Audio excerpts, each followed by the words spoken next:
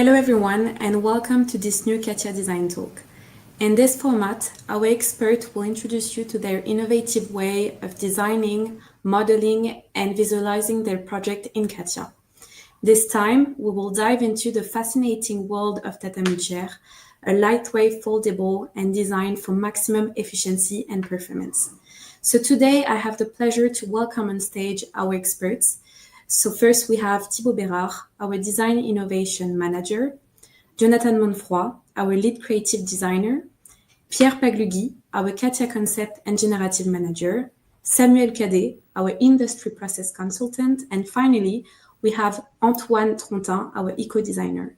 I will now hand over to Bérard for this presentation. Thibaut, the floor is yours. Yeah, thank you. Hi everyone, I'm really happy to welcome you to this CATIA Design Talk about Ta.tamu.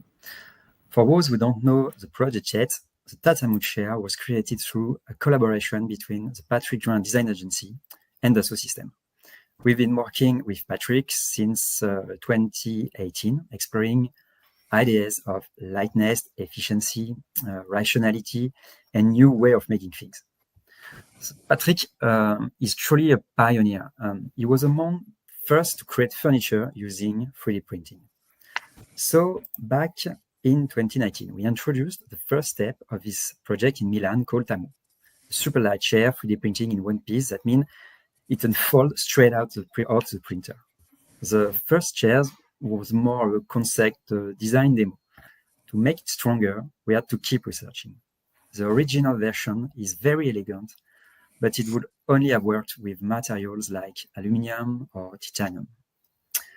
This project will explore the intersection of art and science, human and machine, designer and data, and of course, modeling and simulation. So to begin the story, let me introduce Jonathan, one of the creative designers who was involved throughout the project. Thank you, Thibaut. Hi, everyone. I'm Jonathan Monfroy, industrial designer in the design studio at Cadet. So for this project, we faced two main challenges.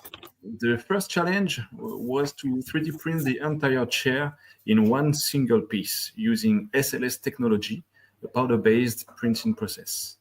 But the machine's powder bed was too small to print a full chair. So that brings us to the second challenge. We had to invent a smart folding principle, a mechanism that would let the chair fold and unfold, and also lock securely once it's open.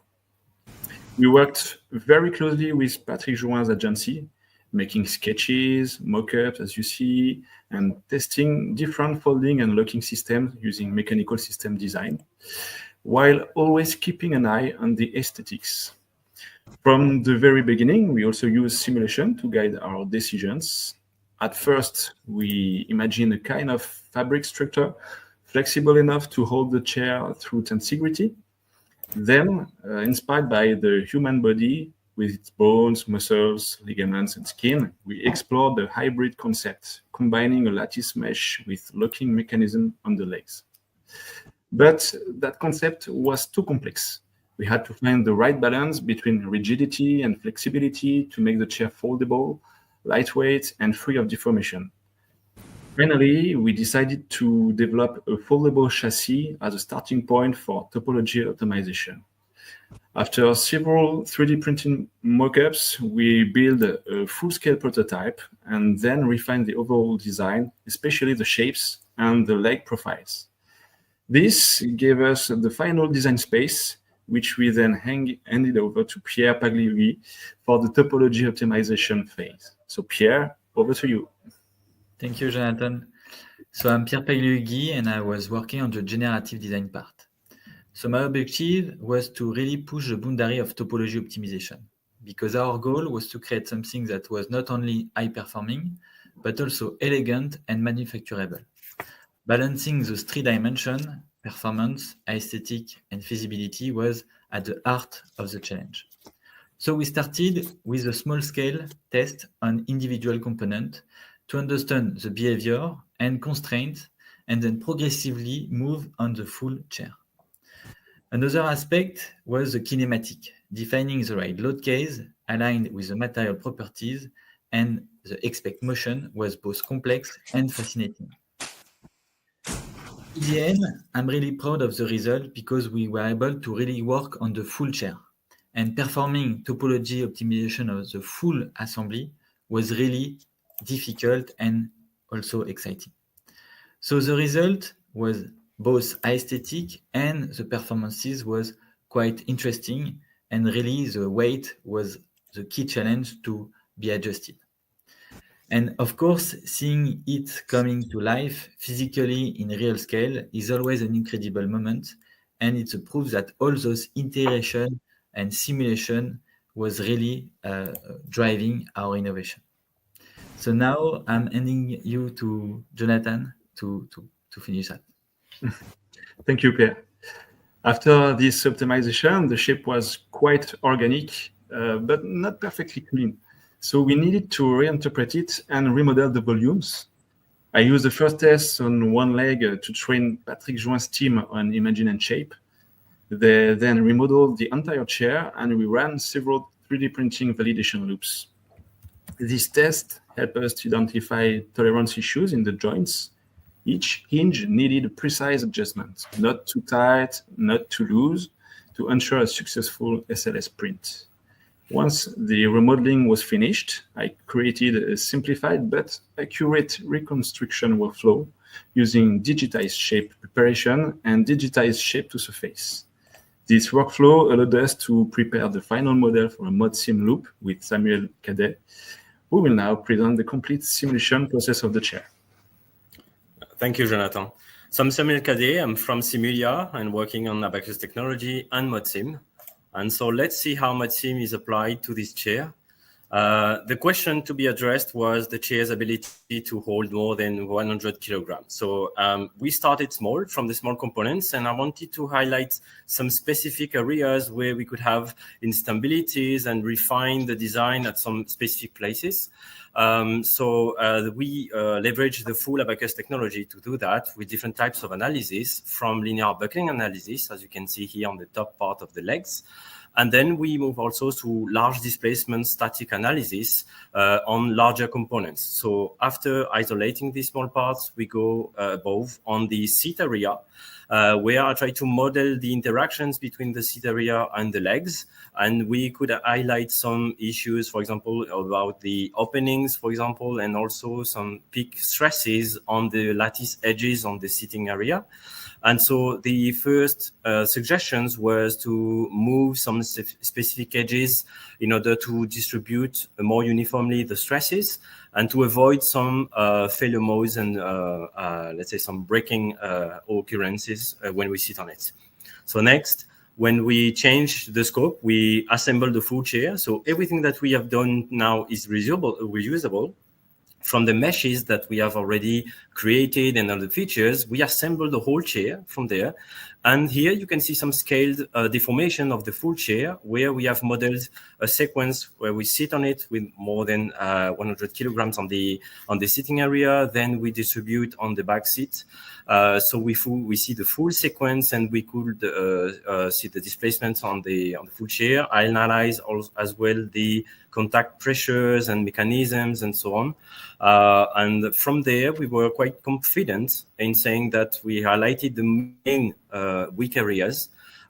We suggested modifications, and then we were able to confirm that the chair was holding more than 100 kilograms.